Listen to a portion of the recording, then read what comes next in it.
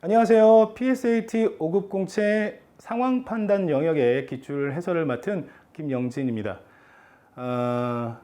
본 시간에는 그 강의 해설, 강좌에 대한 특징들을 안내를 좀 드리도록 하겠습니다.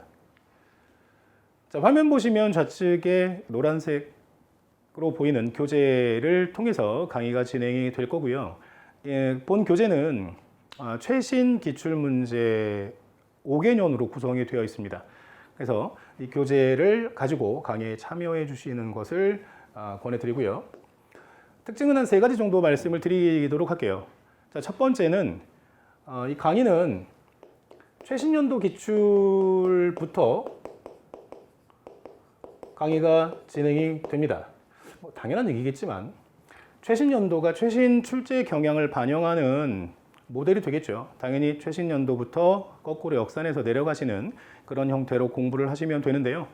지금 본 교재에 수록되어 있는 5개년치 기출문제는요, 여러분 실전처럼 똑같은 환경에서 시간 제한을 걸고 빠르게 푸는 연습을 하시는 것보단 차라리 시간을 좀 많이 할애하신 후에 각 문항에서 정답을 도출해내는 데 있어서 필요한 어떤 논거나 핵심 기준이 되는 것들의 포인트를 정확하게 찾아낼 수 있느냐, 그것들을 적용할 수 있느냐의 관점에서 그런 시각에서 조금 5개년치는 그렇게 활용하시는 게 좋을 것 같아요. 그래서 본인이 일단은 당연한 얘기지만 본인이 전문항을 먼저 푸시고 그리고 해설을 통해서 어느 정도 오답 정리를 하신 연후에 강의를 수강하시는 것이 효과는 배가가 될 수 있을 거라고 생각을 해요.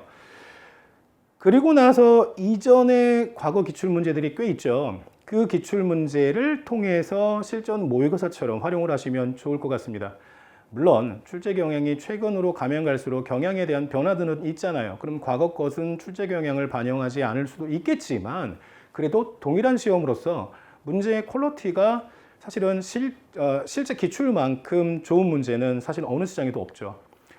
그래서 그것들을 모의고사를 쓰시면 좋을 것 같고, 사실 출제 경향이라는 것도 때로는 과거의 것으로 회귀하는 그럴 가능성도 배제할 수 없기 때문에 당연히 긴 연도 기출문제를 통해서 보시면 되겠습니다. 자, 다시 한번 말씀드리지만 최신 연도부터 5개년을 공부하시는데 본 강의를 수강하시고 이 본 교재를 활용하시는 수험생분들께서는 시간에 연연하지 마시고, 그죠? 그러니까 얘를 실전처럼 풀지를 마시고, 그죠? 정확하게 꼼꼼하게 포인트를 선별해 내실 수 있는 안목을 다지는 그런 작업을 하시는 게 좋을 것 같습니다. 자, 두 번째는 해설 강의에서 아시다시피 한 해에 40문항이 출제가 되는데 해설 강의는요 20문항을 기준으로 해설을 진행합니다. 거기에 플러스 마이너스 알파 정도가 들어가겠죠. 뭐 세트 문항이라든가 이런 것들이 들어가고 빠지고 하는 그런 정도, 아니면 정말로 그 해당 연도의 문제 중에서 강의를 해야만 하는 문항들이 좀 늘어날 수 있는 그런 부분들의 여지가 있는 거죠. 그래서 20문항 기준으로 진행을 합니다. 그럼 왜 20문항이냐? 그것도 다 이유가 있겠죠. 아시다시피 그 영역의 총 40문항을 보시면 그것이 1번부터 연번 1번부터 40번까지 해서 그 유형들이 백화점식으로 마구잡이로 막 들어있는 게 아니죠. 1번부터 20번까지, 그 다음에 21번부터 40번까지 거의 동일 유사한 형태의 유형으로 재반복이 됩니다. 그러면서 문제에서 사용하는 소재나 그 문제의 구조, 구성들의 변화를 꾀하면서 난도를 조정하죠. 그래서 변별력을 이제 만들게 되는 겁니다. 그 유형 간 난도의 차이를 두면서. 그래서 굳이 40문항 전문항을 해설할 필요는 없을 것 같고, 그게 오히려 수험생들께 독이 된다면 독이 될 수도 있다라는 생각이 드는 거죠. 20문항을 선별해서 강의를 하고, 그리고 그것들에 대해서 지금 강의를 수강하시는 분들이 본인들의 어떤 생각, 해설, 강의 내용 이런 3박자가 어우러진 다음에 나머지 문항들에도 스스로 점검하실 수 있는 그런 시간 투자가 되는 것이 보다 당연히 효과적이다라고 생각을 해서 이렇게 정한 기준입니다.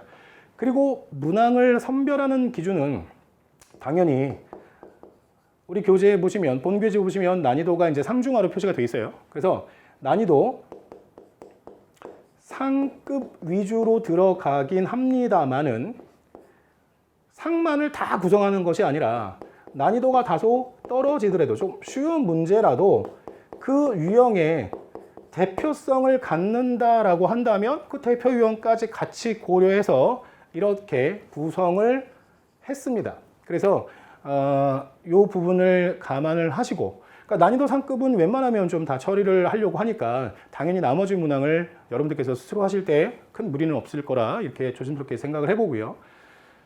세 번째는 가장 중요한 부분이기도 하고 고민을 많이 했던 부분이기도 합니다. 뭐냐면 기출해설 강의이기 때문에 당연히 연번에서부터 이렇게 연번 순서대로 촬영할 문제, 강의를 해설할 문제들을 선별해서 쭉 나열식 강의를 하는 것이 보통의 강의라고 생각이 되는데요. 뭐 그것의 장점도 있겠지만 그것보다는 그 상황 판단 영역에서 조금 대표성을 가질 수 있는 큰 그룹들로 좀 나눠봤습니다. 그래서 그 유형화해서 테마별로 한 4개의 테마로 정한 후에 그 4개의 테마별로 문제를 재구성한 거죠. 재구성해서 이렇게 제공하는 것이 수험자 입장에서 수험생분들께서는 훨씬 더 효과를 보실 수 있을 거라 생각을 해서 그렇게 결정을 했고요. 당연히 그 다른 영역은 뭐 제가 이제 뭐 말씀드리기 좀 그렇고 상황 판단 영역만큼은 사실은 뭐 어떤 문제를 해결하는 데 있어서 여러분들의 사전에 습득하고 계셔야 되는 어떤 공식적인 부분이라든가 이런 부분들이 사실 마땅히 없어요. 예. 뭐 배경 지식이 또 많아야 되느냐? 그렇지도 않아요. 그냥 문제에서 제시되어 있는 그 정보를 토대로 그것들을 해석하고 분석하고 적용하시면 되는 거기 때문에 사실은 이론적인 부분이 별로 없죠. 그래서 기본 뭐 강의라든가 기본서에 대한 학습이 기출 학습으로 그것들이 어느 정도는 커버가 되실 수 있는 방안 중에 하나가 바로 이런 유형화해서 같이 공부하고 제공하는 것이 효과적인 방법이라고 생각을 합니다. 자, 그래서 그 유형을 어떻게 나눠봤냐 하면 첫 번째 언어 추리 유형으로 나눠봤습니다. 언어 추리. 자, 제목에서 보시다시피 언어 논리와 유사점이 많아요. 언어 논리. 그래서 우리가 흔히 일치 부합형이라고 하죠. 제시문을 독해를 하는 거죠. 제시문 독해를 통해서 선택지나 보기의 내용들이 옳으냐 틀리냐 이런 것들을 찾는 거죠. 그런데 사실은 이 유형은 최근 기출 경향에 비춰봤을 때 출제 비중은 상당히 떨어집니다. 뭐 당연하죠. 언어 논리에서 담당할 유형의 문제를 굳이 상황 판단에서까지 또 출제할 필요는 없죠. 좀 중복성이 있으니까 그것은 좀 떨어지고 있다라고 보시면 돼요.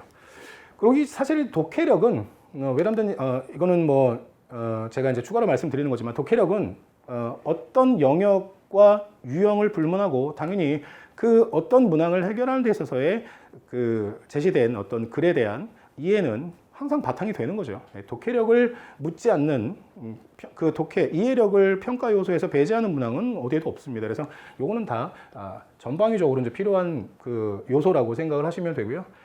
그러면 이제 언어 추리에서는 이제 어떤 게 위주로 좀 등장하느냐라고 하면 바로 규정입니다. 규정. 이게 이제 조문 형식으로 출제가 되죠. 그래서 소위 법조문의 형태다라고 이야기들을 합니다.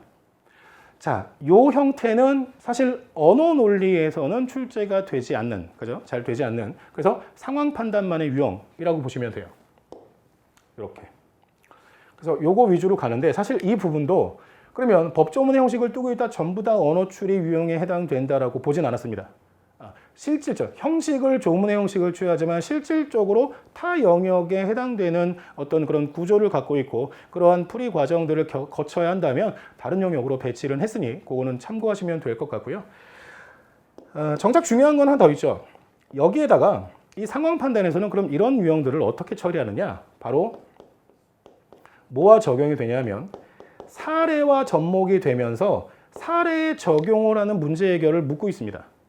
그러니까 뭐 해당되는 어떤 뭐 이게 뭐 내규가 됐던 정말로 뭐 법조문이 됐던 그런 어떤 제시문을 주고 나서 선택지나 보기에 나와 있는 내용들은 실제의 뭐 사례가 되는 거죠. 어떤 일정한 상황이 있고 그리고 등장인물이 있고 그 다음에 뭐 일시나 장소 이런 것들이 등장하면서 그 적용에 대한 구체적인 어떤 해결 능력을 평가하고 있다. 이렇게 보셔야 됩니다. 그래서 얘가 제일 중요해요. 이런 형식을 취하는 것이 중요한 것이 아니라 우리는 이런 형식의 문제가 나왔을 때 사례에 구체적으로 적용해 가는 그런 방식, 원리들을 터득하시는 게 필요합니다. 그리고 한 가지 더 말씀을 드리면 참거짓 유형도 상황 판단에서 해마다 한두 문제쯤은 등장하게 되죠. 그리고 이것의 난도는 좀 높은 편입니다. 물론 참거짓은 명제를 포함해서 언어 논리 파트에서 담당하는 유형이기도 해요. 요건 좀 다소 중복이 되죠. 중복이 되지만 어쨌든 출제되고 있는 경향을 바라봤을 때 요것도 잘 해결을 하셔야 됩니다. 자, 두 번째 유형은요. 자료 분석 형태로 유형화했고요. 얘는 자료 해석 영역의 유형의 문제와 유사점이 좀 있습니다. 하지만 조금 차이점을 말씀을 드리자면 자료 해석 같은 경우는 아시다시피 굉장히 방대한 그 다음에 광범위한 수치들에 집중이 되어 있죠. 표나 그래프나 이런 것들에서 그 많은 수치들에 대한 변화 추이라든가 아니면 그 수치들의 상관관계를 통해서 뭐 추론하는 어떤 그런 방식들이 대표적이라고 한다면 상황 판단에서의 자료 분석은 그만큼의 수치 계산력을 요하지 않고 그런 수치가 등장하지는 않습니다. 하지만 이 상황 판단에서도 뭐 조사나 혹은 뭐 실험 등을 할 수 있겠죠. 이건 이제 대표 그냥 예를 드는 거고요. 이런 것들을 통해서 당연히 뭐 표나 아니 뭐 글이 나올 수도 있고요. 아니 뭐 그래프가 때로 나올 수 있겠고요. 그죠? 이런 것들을 통해서 등장하게 되는 제시문에서 적절한 수치에 대한 어떤 계산들이 좀 동반이 되는 근데 전혀 복잡하지 않습니다. 계산은. 그래서 수리 계산을 조금 요하는 유형으로 보시면 될 것 같아요. 자, 이렇게 보시면 돼요. 그럼 이제 언어 추리와 자료 분석은 사실은 언어 논리, 그다음에 자료 해석 이런 것들에서 여러분들이 공부하셨던 그러한 어떤 원리나 노하우들을 그대로 적용을 해가면서 실제 각 영역과 차이가 있는 부분들에 대해서 보완을 하시면 뭐 충분히 잘 커버가 되실 것 같아요. 자, 세 번째 가겠습니다. 세 번째는 조건 판단형으로 분류를 했고요. 조건 판단. 자, 이 조건 판단을 보시면 얘는 뭐 당연히 조건들이 나오겠죠. 일정한 기준 등이 제시가 돼요. 기준 등이 제시가 되면서 그 기준을 통해서 일정한 순서를 정하거나 혹은 뭐 위치를 정하거나 혹은 순위를 결정하는 과정, 순위를 결정해가는 그런 과정에서의 타당성들을 물어봅니다. 이것이 맞니? 틀리니? 이런 판단을 요하는 문제 유형이라고 보시면 돼요. 자, 이런 것들이 나오게 되고 거기에 어떤 대상자를 선정하거나 뭐 비슷한 유형이랍니다. 대상자를 선정하거나 선정 혹은 어떤 대상자나 대상의 조합들로 적절한 것은 뭐 이런 유형이라고 보시면 돼요. 이런 유형. 그러니까 순위나 순서나 위치 등을 결정해 가면서 그것들이 조금 뭐 잘된 건지 잘못된 건지를 판단하는 유형이라든가 아니면 조건이나 기준에 따라서 대상자나 대상물로 옳게 조합이 되는 것을 아니면 옳게 짝지어진 것은 이런 형태의 문제들이 조건 판단 유형이라고 보시면 돼요. 자, 마지막으로 네 번째는요. 자, 논리 추론. 논리 추론 형태로 보시면 되는데 얘가 좀 잘 안 써지네요. 자, 논리 추론 형태를 보시면 되는데 자, 논리 추론에서는 당연히 얘는 우리가 주로 이제 뭐 게임 형식이다 혹은 뭐 퀴즈 형식이다 이런 형태의 문제입니다. 그래서 얘는 사실은 굉장히 조금 난이도가 굉장히 높을 수 있어요. 게임을 풀고 퀴즈를 풀고 하는 거죠. 그냥 정말 논리적 사고력을 평가하는 그런 유형인데 이런 것들은 연습을 통해서 판단하셔야 되고 그리고 이제 제가 본 강의에서 이제 말씀드리지만 어떠한 지표들이 있어요. 이것들을 판단하는 지표 이런 것들을 잘 숙지하시면 이것도 연습으로 커버가 됩니다. 그래서 어쨌든 게임이나 퀴즈의 형식으로 형식을 취하는 그러한 유형이라고 보시면 되고요. 형식이라고 보시면 되고 자, 그 다음에 또 잘 나오는 유형이 최적화 유형이라고 해서 소위 최적화 유형이라고 해서 우리가 이제 뭐 최대값을 구하거나 최대값이죠. 그냥 최대만 쓸게요. 최대값을 구하거나 내지는 최소값을 구하는 이런 유형이에요. 예. 자, 이런 유형. 물론 이제 지금 제가 언급해 드린 것은 뭐냐면 대표적으로 각 유형에 어떤 것들이 있는지를 제가 예시로 여러분께 설명드린 거니까요. 이거 외에도 각 유형에 해당되는 문항들이 존재할 수 있어요. 그래서 이렇게 제가 그냥 기출해설이니까 문제 연본 순서에 따라서 차근차근 밟아서 그냥 무의미하게 해설 강의하는 것보다 이런 영역별로, 유형별로 그 문제를 재구성해서 여러분들이 기본서에 대한 내용을 확인할 수 있도록, 물론 얘를 세부적으로 더 쪼갠다면 하위 항목까지 분류가 되겠지만 일단 큰 틀에서 이런 유형들로 학습하시는 건 굉장히 큰 어떤 나침판의 역할을 하실 수 있을 거라 저는 자신합니다. 그래서 이런 내용으로 특징을 가지고 강의가 구성이 되어 있습니다. 그래서 피셋 공채 시험 1차 관문이긴 하지만 점점 이 시험이 어려워지고 있죠. 예, 그리고 수험생 여러분들의 수준도 상당히 높아지고 있습니다. 자, 이러한 추세를 감안했을 때 정말 효과적인 공부를 하시는 것이 바람직하겠죠. 예, 그것이 승자가 될 수 있는 지름길이 될 겁니다. 저는 OT를 통해서 소개해드린 이런 것들을 바탕으로 본 강좌에서 도움이 되실 수 있는 강의를 제공을 해드리도록 하겠습니다. 저는 본 강의에서 찾아뵙도록 하겠습니다. 수고하셨습니다.